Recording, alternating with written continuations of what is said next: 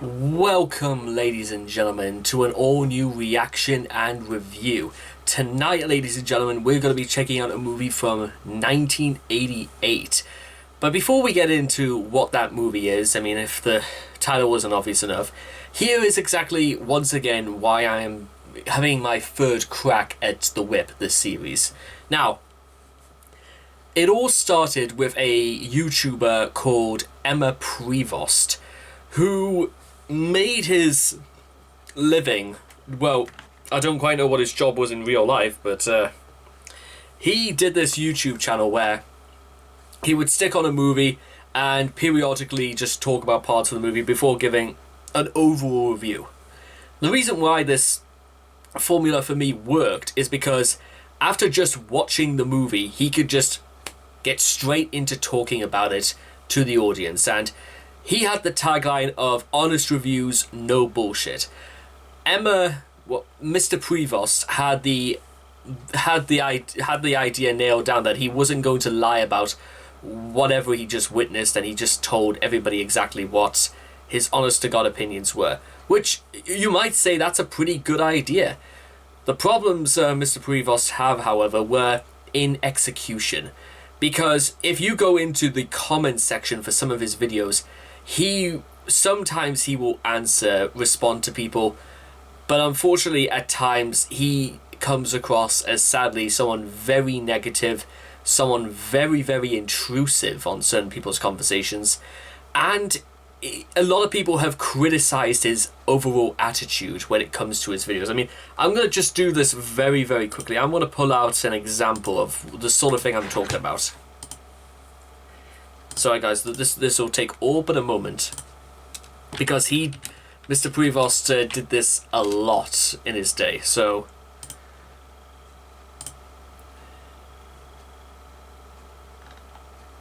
I'm trying to find, let's do a recent video he did of Hey Good Looking. I'm just going to go into the comments very, very quickly.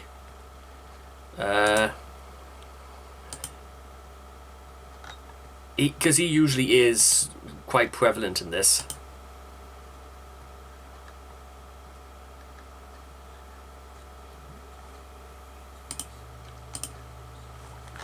What is that? Sorry about that. Okay, well, it technically doesn't really seem to be. I think this was because, and I'll explain why he may not have been. I'll try something a little bit older.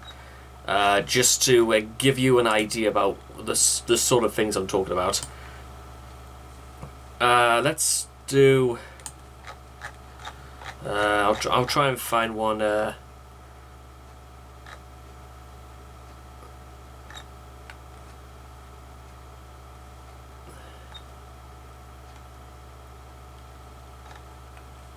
Let's just try Rem Laser, creating Rem Laser.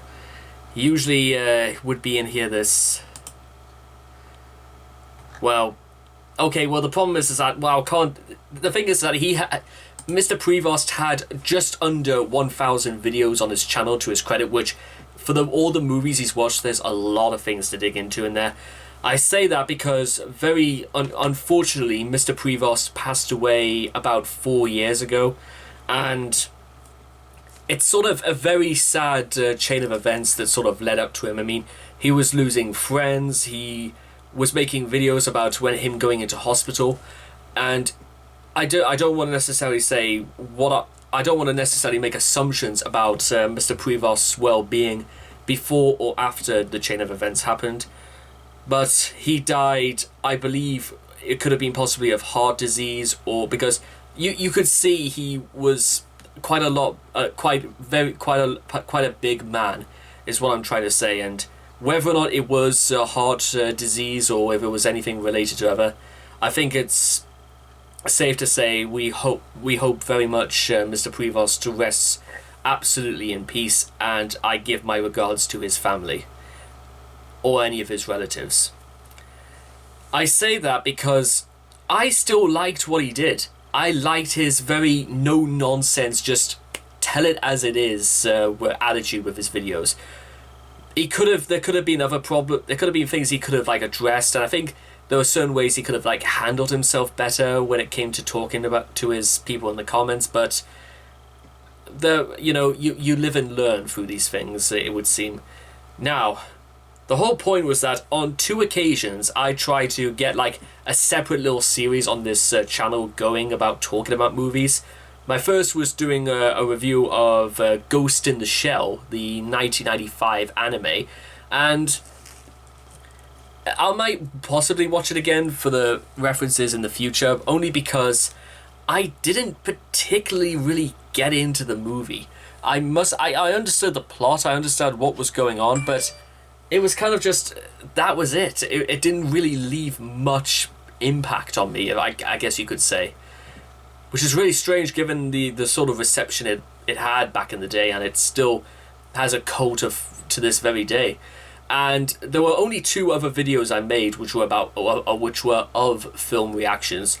The first was the loneliness of the long distance runner, and the second was a 2016 animated film called Harmony. And I loved both of those movies, and I did those videos around about a year ago to this day. But through one thing led to another, and unfortunately I never really got round to doing it. However, now that I have a more appropriate schedule, we are going to be doing these once every Sunday. We're going to do a Sunday evening sort of film, and it's a good way it's a great way for me to relax. It's a great way for me to just wind down and just enjoy something for the sake of enjoying it. And I will be giving my critiques at the end of the film, just to make sure that, well, for this video not necessarily to be wasted. Also, before we get into talking about the film, I also want to give my send my prayers to another YouTuber that I follow quite regularly called Mr. React 2 Central, who has unfortunately he lost his channel a number of months ago, and he's trying to build himself back up. He's trying to get back on his high horse, and I've got all the respect in the world for this guy because he's really, really likable. But unfortunately, he was admitted to hospital possibly due to pneumonia-related problems. They're not saying it's COVID-19, so I'm not going to say it either. I wish him all the best, and I hope he makes a very speedy recovery. It's just I don't necessarily want to lose 2 really nice people. And again, I say of Mr. Prevost because I'm actually adamant that even though I have no evidence of this in real life, I'm pretty sure Mr. Prevost was actually a really nice man. Now, with that being out of the way, we're going to talk about the subject of today's film, and it is a film from 1988. That movie is Alan Parker's Mississippi Burning. It's got Willem Dafoe and Gene That's like almost a match made in heaven for if you're like a very sort of like general sort of like movie enthusiast, or that's almost win-win right there. Now, what I'm gonna have to like emphasize next again is that because I know this is a movie about I believe it's meant to be a film about very, very high levels of racism in the southern states, in Mississippi itself.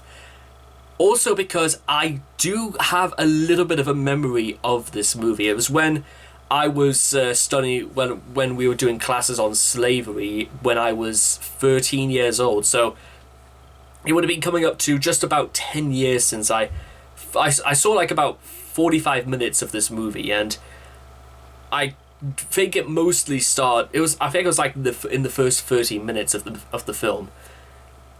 Now with that being said, I am really, really looking forward to this, because this is for a hard 18 rating. This also gets a very, very good reception from the critics on the back. Uniformly excellent by Empire magazine. And I don't want to waste anyone's time anymore, because all I want to do is see what I've been missing out on. So if you're ready at home, and I'm most certainly am ready, it's time to kick back, relax, and check out Mississippi Burning.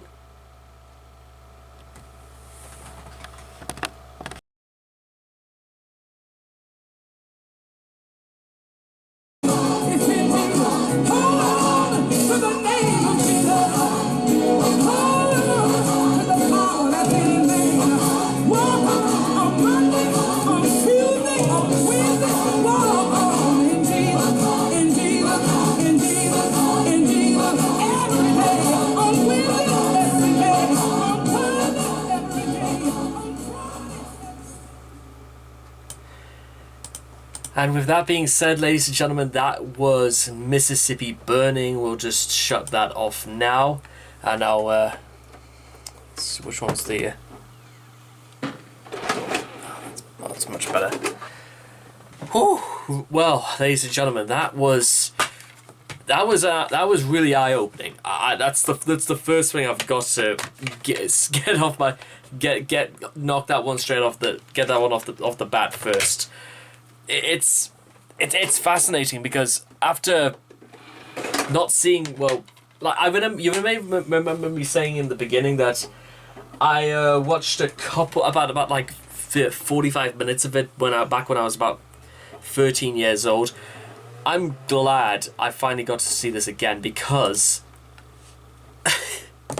it took me back. It took me back just to work out that really you could have like summarized everything from the very first shot of there being a sink reserved for whites and there was a sink reserved for the blacks. In the very first shot of the film, it was very, very obvious that the movie was going to have a very, very, very strong stance on what was taking place, because it was the very first, basically the first scene of these three civil rights guys, one black man and two white guys, and when you see these ominous pickup trucks following them, and they get pulled over by a sheriff, and they basically have their brains blown out, and which is basically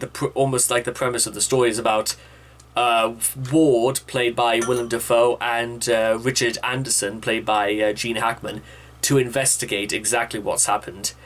And it's taken them back to Jessup County, where I know if I will, Anderson was sort of like raised in a different part of Mississippi, but they make it very, very plain as day to Anderson that this was a very, very different, that he wasn't from, he's basically not from Mississippi anymore, because, well, that's really, and the aspect, the view of what the folk in Mississippi are, and I would love to absolutely get some very solid verification if this is true, because their views on people from places like Chicago or in Washington or anywhere north of basically the South, they have some very, very specific phrases they want to call them, and unfortunately, probably for the sake, actually more of a relief for the sake of this passage, that I in absolutely no way going to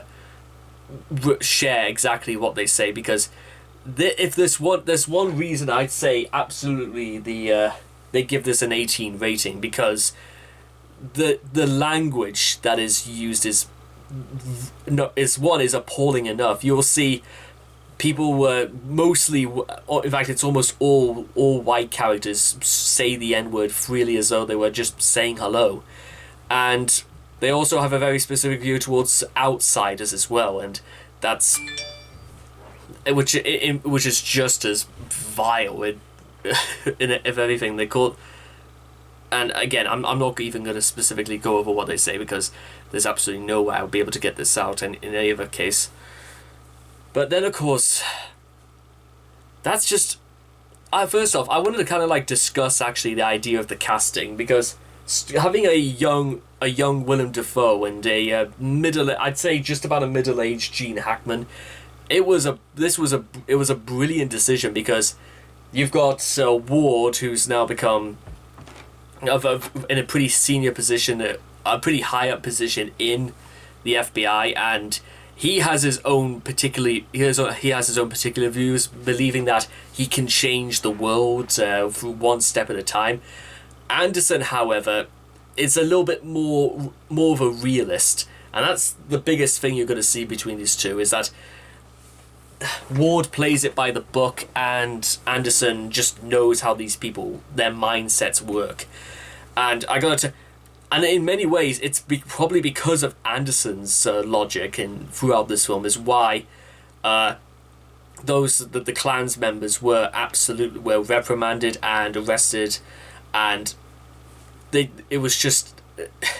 It was a brilliant, really series of events, because it was just basically that. It was a series of events that led up to their arrests, which you could in many ways argue it makes the film have a bit of an anti-climax, because there's no real big sort of like watching just entire streets burn to the ground. It's just about a cleverly series of devices in order to reprimand these people, get these people arrested. And speaking of actually getting arrested, among other things, imagine my surprise when I found out that the late great drill sergeant R. Emery was in this movie. Emery, of course, played the drill sergeant. Oh God, I'm trying to think. I know fine well what the drill sergeant in Full Metal Jacket. I've not seen Full Metal Jacket for quite a long time, but I know fine well that it's 100% him. That was quite an interesting little surprise. What was another really interesting surprise is that this movie also stars Tobin Bell, most known probably throughout as playing serial killer John Kramer in the Jigsaw in the Saw franchise. So that was really, really interesting. It was interesting to see the Green Goblin and Jigsaw in the Jigsaw and Drill Sergeant Gunnery. I think it was Gunnery, Drill Sergeant Gunnery, all in the same movie, which that's very, very unique. I can say that much. And also, I just gotta. And listen, getting back slightly on track to what I said about the very, very, they make no pretense to show the obvious prejudice, the racism, and also the violence is brutal in a lot of other times. It's not just because you see guys in clans gear with white hoods just beating the living crap out of black people, ambushing them when they come out of church in the evening, burning down farms, killing a whole dozens of cattle. And there's one scene in particular. This black dad who's carrying around a shotgun because he's finally going to put these people down once and for all.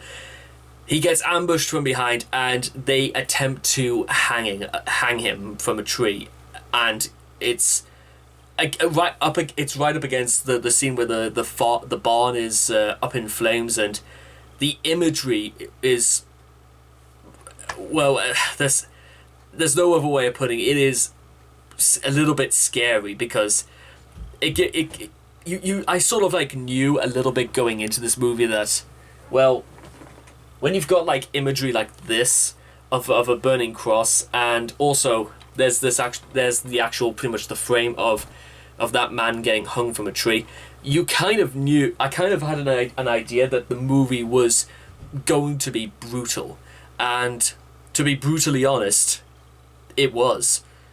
I make no real pretense about. There was even a scene where Ward was about to murder Anderson because they had a very strange conflict of interest into how they can reprimand the members of the clan.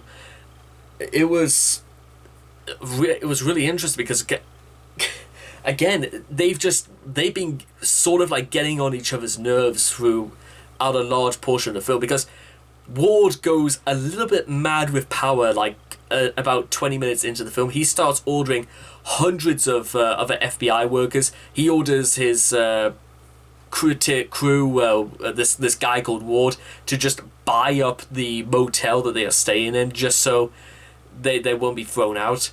Then he orders hundreds of guys from the Navy to search the entire swamp to see whether or not the civil rights guys had been chucked in there. It's just everything piles up on one another. It's true, the violence, the very explicit prejudice in Mississippi during 1964 is when this is supposed to be set.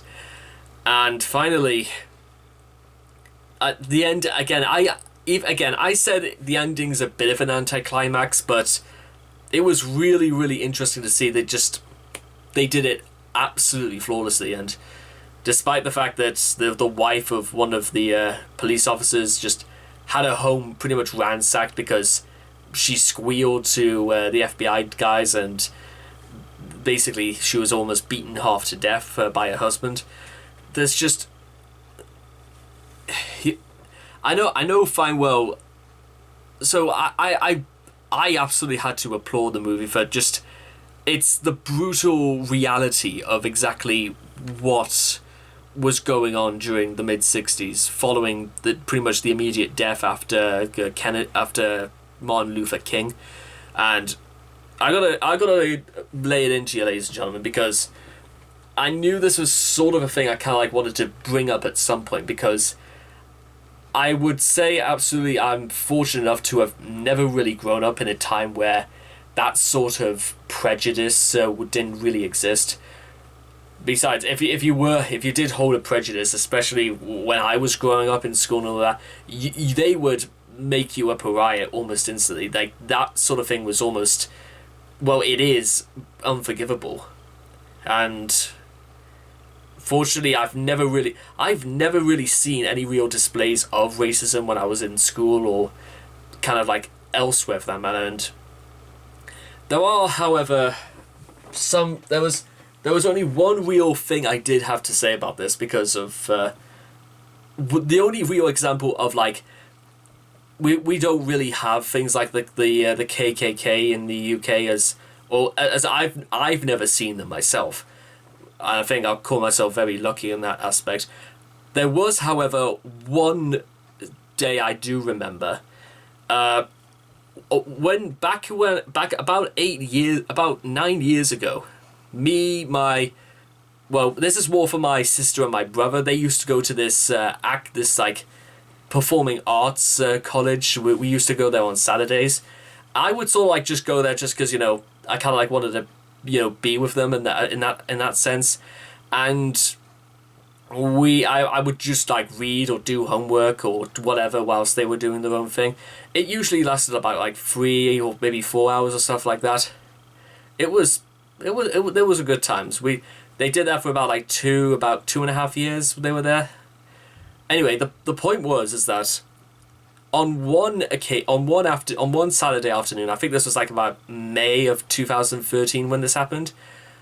I just decided that I was going to tell my mother and my brother and sister that I was just going to go into town and do a little bit of shopping. I had my phone on me at the time, and I was just going to be back. I'll be back in about like an hour or so. And when I went out, there was unfortunately news that and I don't remember if there was a football game on that afternoon, because, well, some of them were wearing like football jerseys and all that. Others, however, were wearing the trademark of the EDL, otherwise known as the English Defence League. And as the name would, and the name was pretty much what you might expect.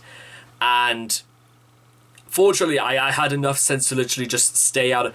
But I gotta tell you what, that like when I went out, and the way you go from like the dance from the school and all that, you have to sort of like go through Central Station and then up towards Nunn and Northumberland Street. They were everywhere. They all had white face paint on. They all had the flag of St. George painted on their faces, or they were all wearing them, and they were also carrying around banners. There must have been at least maybe 300 of them in total. It was like a sea of white. And unfortunately, I that's about as much detail as I actually do have. I don't remember, well, staying around their company for too long, because I thought they looked like they were ready to attack someone. They look, and basically with a small army that size, you knew it wouldn't take much to get them to actually do it. But that's literally the closest I've ever come to know anything like the like the KKK in the UK, and I think we can all sort of look and say that's probably very fortunate, because they said that they make some very profound statements about why are they being brought up to hate. What exactly... They get it rubbed into them at education. They've rubbed it into them so much that they don't know any different. And it's terrifying that you can just grow up with that much hate around people that we're supposed to get. I admit I'm perplexed and still very confused about the whole business, because it devolves pretty much all the way back down to slavery. And listen, I've mentioned this before, that when I was 13 years old, when I was in year 9, the first thing we studied in history was slavery, and some of the things that I saw that were true, well, some of the things I heard about the way that basically calling them slaves is they were treated like cattle. That's what they were. They were just like, as though they were just ready to be let loose, and then put them to work and basically let them die with the only comfort is the skin they wear. And it's I can't necessarily put into words about how disgusting it really all is, because I don't think there's any real words I can put in to convey what horrors that could have been, for just hated, literally treated like cattle simply for existing. And I'll say this much for Mississippi Burning, because I'm gonna sort of like wrap up this sort of this review. If Mississippi Burning sets out to do at least one thing, is that possibly for future generations, and no doubt there have been countless other films of its kind which depict the brutality of exactly what class segregation looked like, almost at its very worst. Because we need more examples of this in the future. We need examples to show exactly what life was like, simply to show why we need to work to be incredibly more tolerant of each other. It seems simple. In fact, nothing could be any simpler than that, because why? Why can't they be just like? Why can't we just let them? Why should we have such an issue? I mean, it's an outdated idea that they should be treated any different than us.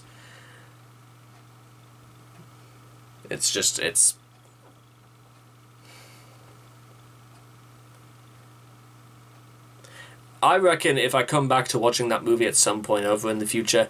In fact, actually, there was a movie I also kind of like want to check out. Maybe I'll check it out next week. It's called Moonlight, and it was voted the best film of like 2018, I think it was. 2018 or 2017, but that's sort of like... I don't know if it's wholly addresses the problems of race. I'm thinking of like Sienna, I think, or Selma. I think it was either called Sienna or Selma, that was actually about Martin Luther King. But I feel as if like I would have to maybe revisit some of my